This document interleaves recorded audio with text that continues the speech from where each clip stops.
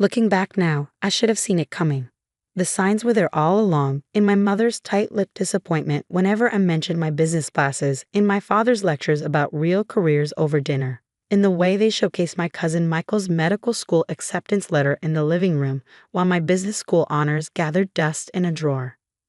But nothing could have prepared me for that spring afternoon when everything fell apart.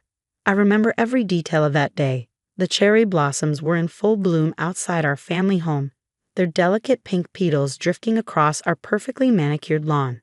I had just returned from my college graduation ceremony, my business degree with highest honors still rolled up in my hand. The familiar scent of my mother's famous bulgogi wafted from the kitchen. She always cooked Korean food on important days, a reminder of our heritage and her expectations. Sarah, my father's voice cut through the air like a scalpel. He stood in the doorway of his home office, still wearing his white doctor's coat from the hospital. We need to talk. The office was a shrine to medical achievement. Multiple diplomas and certifications lined the walls, interrupted only by photographs of my father with various dignitaries at medical conferences. A model of the human skeleton stood sentinel in the corner, its empty eye sockets watching our family drama unfold. "Your mother and I have been patient," he began, each word measured and precise.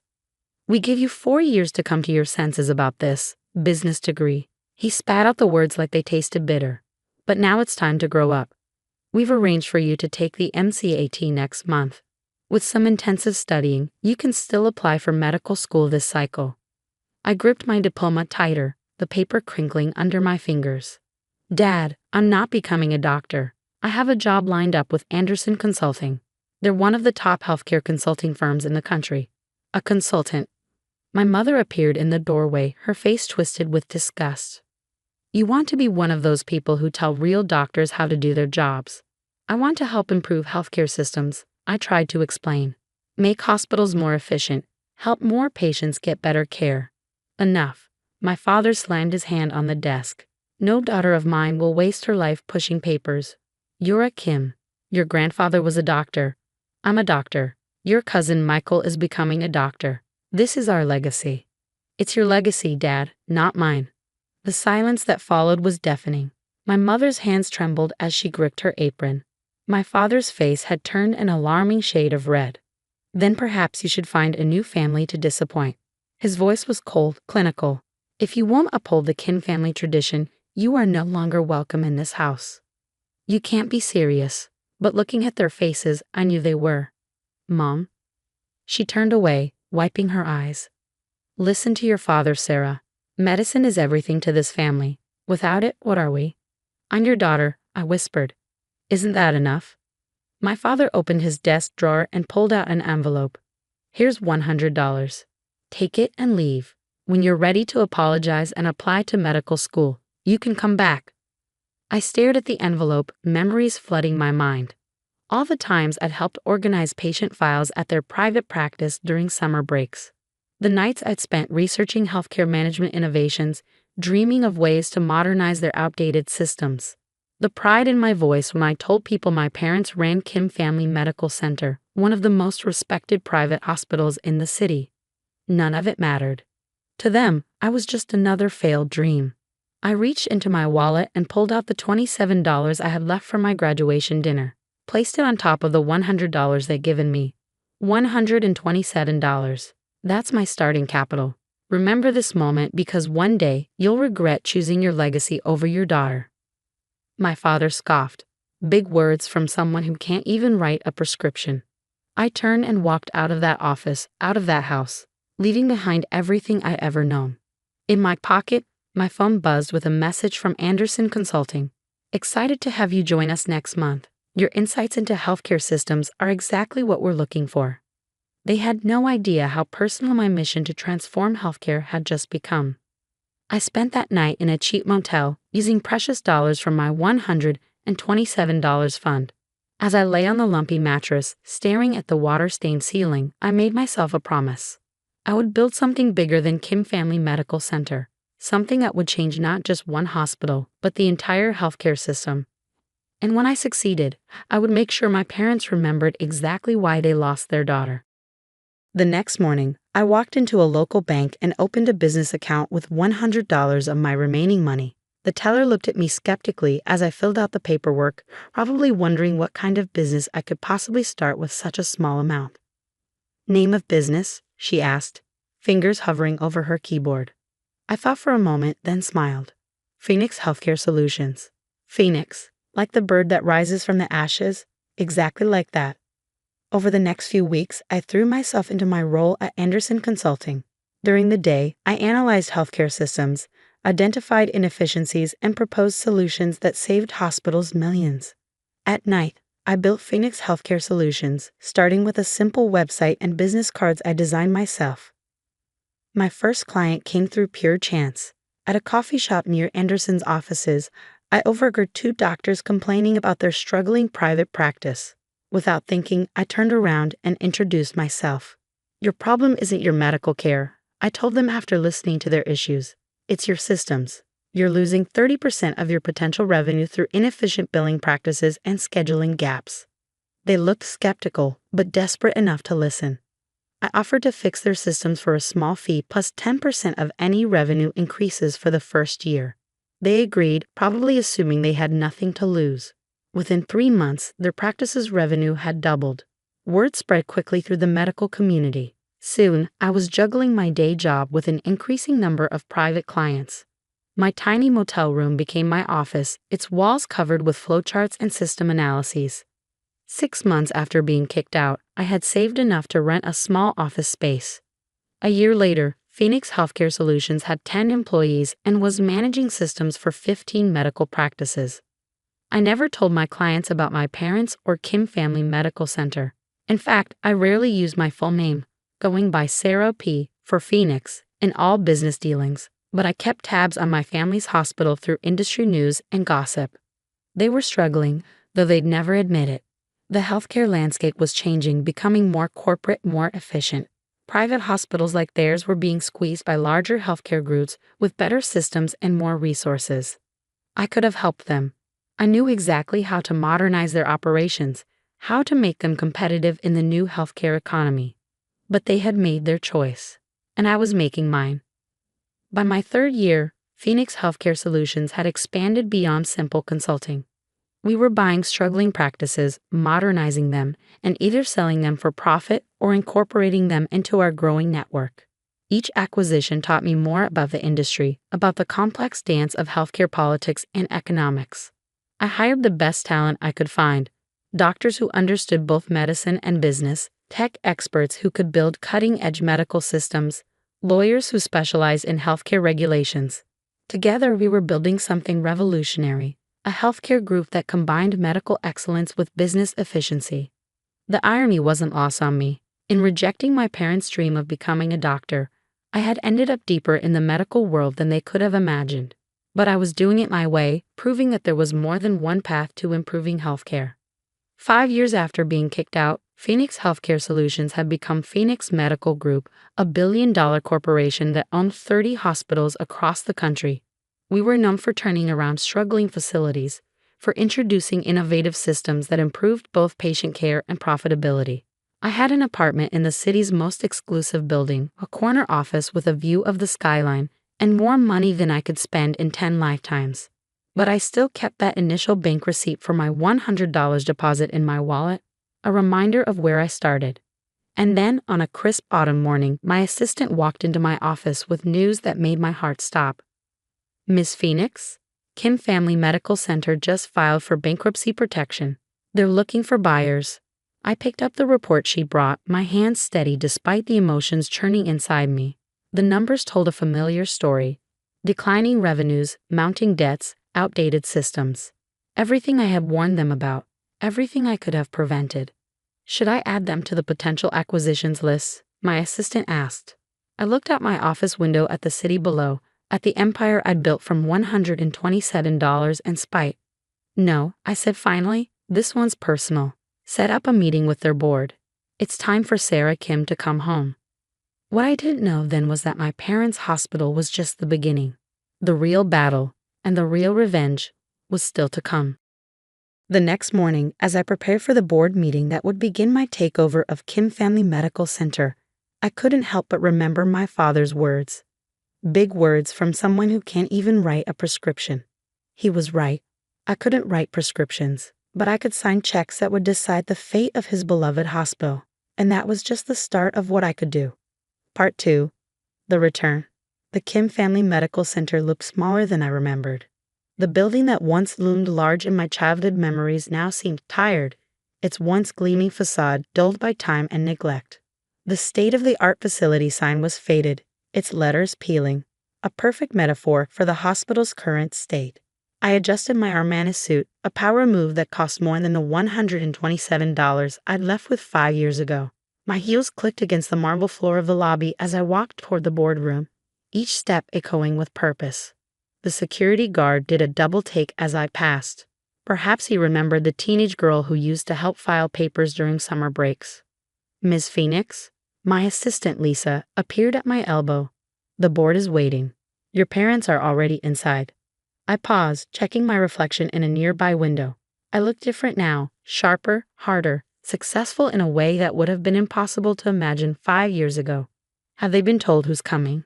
No. As requested, they only know they're meeting with the CEO of Phoenix Medical Group. I smiled. Perfect. The boardroom was exactly as I remembered. Dark wood paneling, leather chairs, and an overwhelming sense of old-world medical tradition.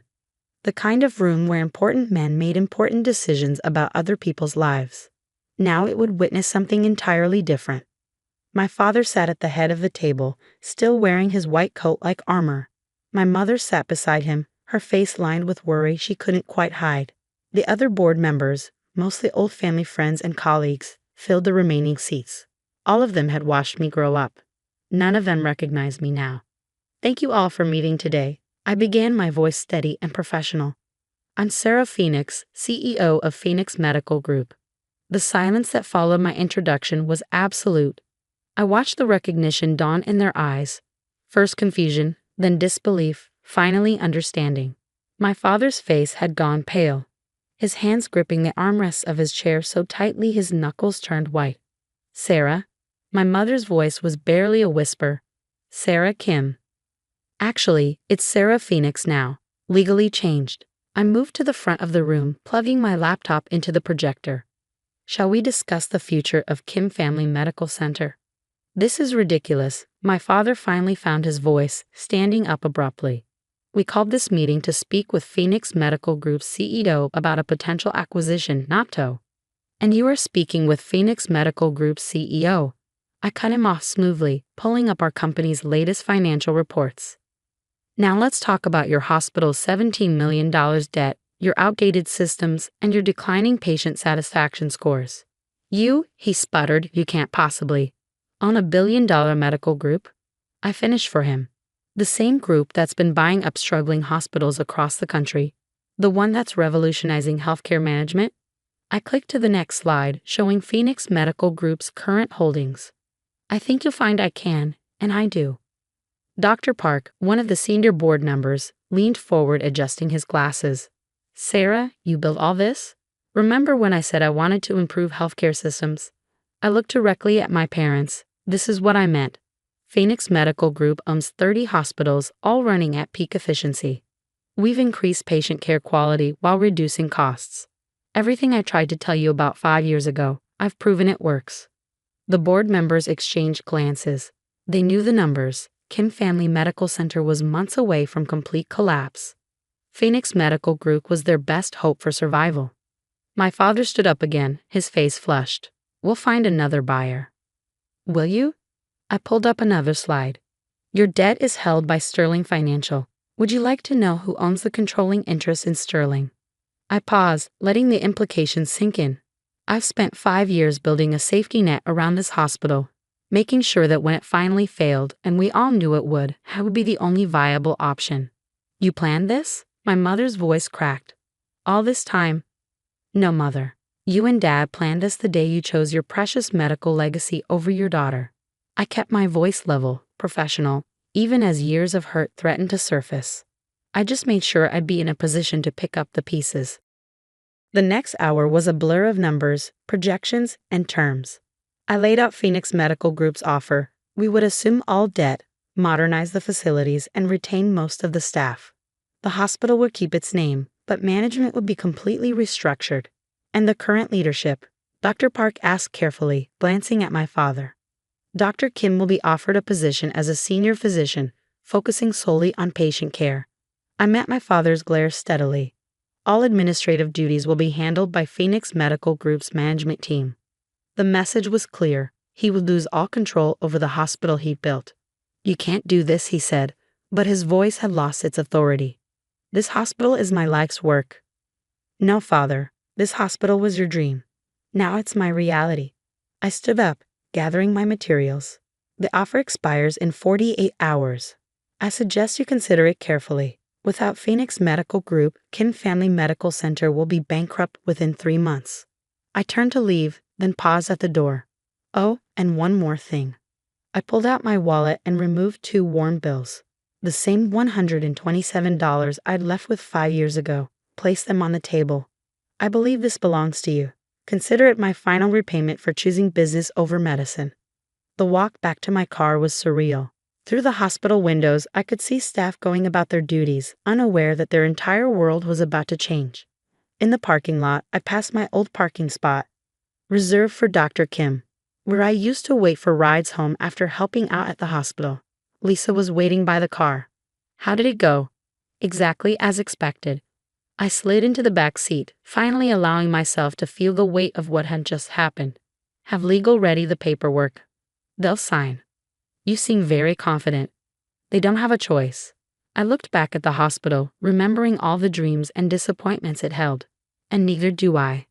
That evening, as I sat in my penthouse office reviewing acquisition documents, my phone lit up with messages. First from my mother, a long emotional plea about family and forgiveness. Then from various board members, some congratulating me on my success, others trying to secure their positions in the new regime. Nothing from my father. I wasn't surprised. His pride had always been his weakness.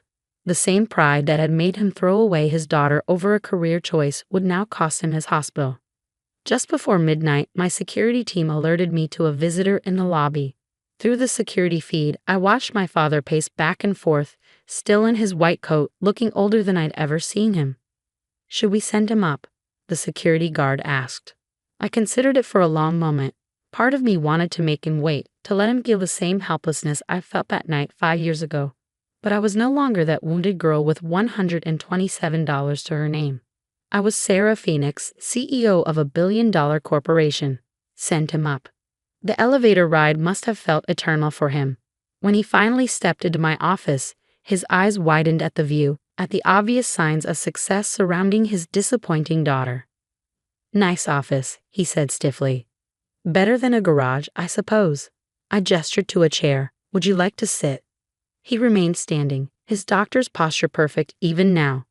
The board wants to accept your offer. I know. They think you'll save the hospital. I will. He flinched at my confidence. You really built all this by yourself? No, I stood up, walking to the window.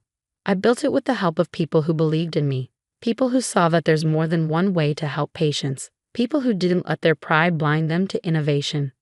Sarah, he started, then stopped, seeming to struggle with words for the first time in his life. When you left, when we made you leave, you thought I'd come crawling back. I finished for him. That I'd realize you were right about medicine being the only worthy path.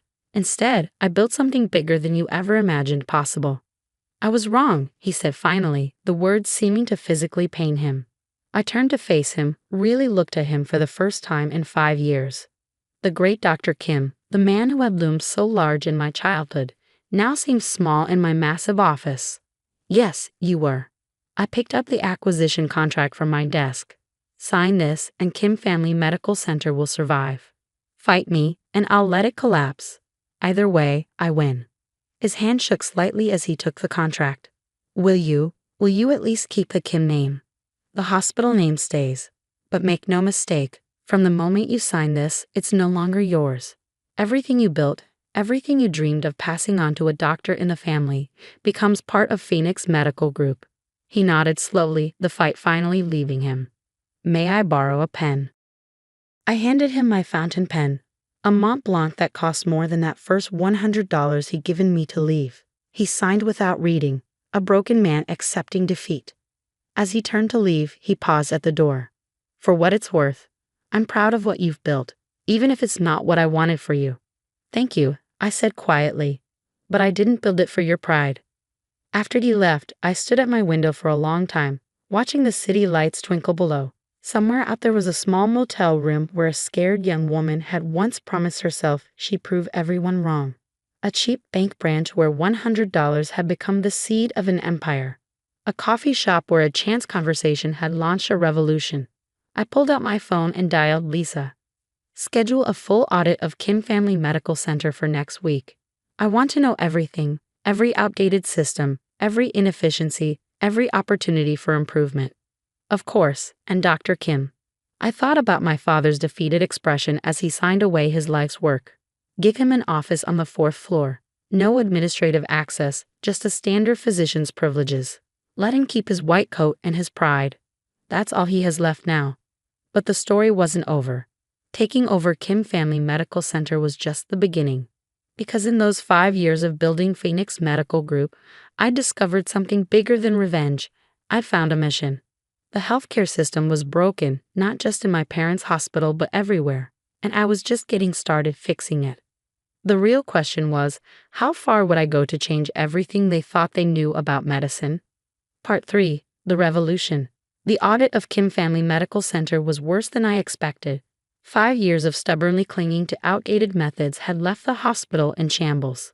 Equipment needed updating, staff needed training, and the entire administrative system was practically medieval. Standing in my father's, now my, office, I reviewed the findings with my executive team. Their patient record system is entirely paper-based, my IT director reported, disbelief evident in his voice. In 2024, it's like stepping back in time. I ran my finger along the dusty oak desk, remembering how many times I'd stood before it as a child, listening to lectures about the noble profession of medicine. How long to implement our standard systems? 3 months minimum, and that's if we work around the clock. Make it 2. I looked out the window at the hospital grounds. The cherry trees were blooming again, just like the day I'd left. I want this place transformed before the cherry blossoms fall. The next weeks were a whirlwind of activity. I moved my office temporarily to the hospital, overseeing every detail of the transformation. Staff were retrained, systems were modernized, and the entire facility was dragged forcefully into the modern era. My father kept his head down, seeing his patients and avoiding me. Sometimes I catch glimpses of him in the hallways, his white coat no longer carrying the same authority it once did. He looked smaller somehow, diminished. My mother tried a different approach. She started leaving containers of homemade bulgogi in my office, just like she used to when I helped at the hospital during summer breaks. I returned each one untouched with a polite note, "Thank you, but I have lunch meetings." The local medical community buzzed with gossip about the prodigal daughter's triumphant return. Some praised my success, others criticized my hostile takeover of my own family's hospital. My cousin Michael, now a resident at a prestigious hospital across town, gave interviews about the tragedy of the situation. I ignored it all, focusing instead on the numbers. Within the first month, patient satisfaction scores rose by 15%. By the second month, operating costs had decreased by 22%. The hospital was healing, even if my family wasn't. Then came the incident that changed everything. I was working late one night, reviewing implementation reports, when the emergency alert system I'd installed lit up. A major traffic accident had occurred on the highway, multiple casualties, severe trauma cases. Under the old system, Kim Family Medical Center would have diverted most cases to larger hospitals. But we weren't the old system anymore. I rushed to the emergency department, watching as our new protocols kicked in. Digital systems tracked bed availability in real time. AI-assisted triage software helped prioritize cases. Staff movements were choreographed with military precision, guided by efficiency algorithms I'd spent years perfecting. And there, in the middle of it all, was my father. His white coat was stained with blood as he moved from patient to patient, his experienced hands steady even in chaos.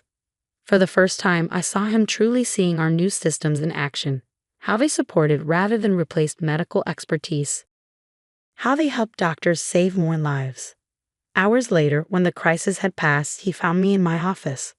14 critical patients, he said quietly. We didn't lose a single one. I looked up from my laptop. That's what happens when you combine good medicine with good systems. He stood there awkwardly for a moment. Then, your mother misses you. We both do. I've been here every day for 2 months. You know what I mean, he sighed, suddenly looking very tired. When did you become so hard, Sarah? The night my parents told me I was worth nothing without a medical degree. I kept my voice level, professional. The same night I learned that sometimes you have to choose between being loved and being respected. And you chose respect. I chose success, on my own terms. I turned back to my work. The cherry blossoms are falling, Father. How does it feel to watch your old world fall with them? He left without answering, but something had shifted. The next day, I found a stack of patient files on my desk, cases where our new systems had made a critical difference. A peace offering, perhaps, or maybe just acknowledgement. By the 3rd month, Kim Family Medical Center had become the flagship of Phoenix Medical Group's new healthcare model. We were receiving inquiries from hospitals across the country, all wanting to learn our methods. The same board members who had doubted me now fought for chances to sign my praises to industry publications. My father gradually began attending administrative meetings, not as a leader but as an observer. He asked questions about the systems, showed interest in the improvements, small steps but significant ones. Then came the day I found him training younger doctors on how to use our new diagnostic software. It's quite extraordinary, he was saying as I passed by the conference room. The AI can spot patterns we might miss, but it still needs our medical judgment to make final decisions. It's not replacing us, it's making us better doctors. I stood in the doorway, watching the man who had once dismissed all business innovations as threats to real medicine, now championing our systems. That evening, he knocked on my office door again. May I come in? I gestured to a chair. The cherry blossoms, he said, looking out at the bare trees. They're gone. Yes. And with them, my old hospital. He turned to face me. You've built something remarkable here, Sarah. Something I was too proud to see coming. I thought of that young woman with $127 of all the nights she worked while others doubted her. I couldn't have done it as a doctor. No, he agreed quietly. You've done something harder. You've changed how doctors work, how we think, how we help people. He placed an envelope on my desk. I'd like to retire. I opened the envelope. Inside was his resignation letter, along with a proposal for a teaching position, training new doctors on integrating modern healthcare systems with traditional medical practice. You want to teach. I want to help build the future you've shown us is possible. He smiled slightly. If you let me. I studied him for a long moment. The great Dr. Kim, asking his business graduate daughter for permission to help shape the future of medicine. Life had a sense of irony after all. The position is yours, I said finally, on one condition. Name it. Have dinner with me tonight. You, me, and Mom. Not as CEO and staff, but as family. I held up my hand as he started to speak, not to forget or to pretend nothing happened, but to start something new. That night, over my mother's bulgogi, we talked, really talked, perhaps for the first time in years. About dreams and disappointments, about pride and prejudice, about the different ways people can heal others. I wanted you to be a doctor, my father said, because I thought that was the only way to make a difference in healthcare. I couldn't see that you had a bigger vision. And now? I asked. Now I understand that sometimes the best way to help people isn't always the traditional way. He reached across the table and took my hand. I'm sorry we couldn't see that sooner. 6 months later, Kim Family Medical Center was named Most Innovative Hospital by Healthcare Leadership magazine. The article featured a photo of me in my office, the hospital visible through the window behind me. On my desk, clearly visible, was a framed dollar bill, part of the $127 I'd left with 5 years ago. The caption read, Sarah Phoenix, formerly Kim, proves that sometimes the best medicine isn't practiced in a white coat. My father keeps a copy of that magazine in his teaching room. Next to it is a new photo, him teaching young doctors while I stand in the background, both of us working in different ways to improve healthcare. The cherry trees still bloom every spring outside the hospital, but now they remind me not of endings, but of new beginnings. Of how sometimes you have to lose everything to build something better. of how the hardest person to heal is often yourself. I still run Phoenix Medical Group, still work to revolutionize healthcare across the country. But now when I visit Kim Family Medical Center, I sometimes join my parents for dinner. We're not the same family we were, too much has happened for that. But we're building something new, something that respects both tradition and innovation. And sometimes, late at night in my office, I look at that framed dollar bill and smile. Because the scared young woman who left with $127 didn't just build an empire. She built a bridge between two worlds, between old medicine and new, between a father's dreams and a daughter's vision. That's worth more than all the medical degrees in the world. Last week, a young intern asked me if I regret not becoming a doctor. I showed her our latest patient outcome statistics, how our systems have helped save thousands of lives, how we've made healthcare more accessible and efficient across the country. I didn't become a doctor, I told her. I became something new. And sometimes that's exactly what medicine needs. My father, passing by at that moment, stopped and smiled. And sometimes, he added, that's exactly what a family needs too. The cherry blossoms are blooming again outside my window. But this time, they're not marking an ending. They're celebrating a revolution, in medicine and family, and in the heart of a woman who dared to heal healthcare her own way. Sometimes the best revenge isn't proving others wrong. It's proving yourself right.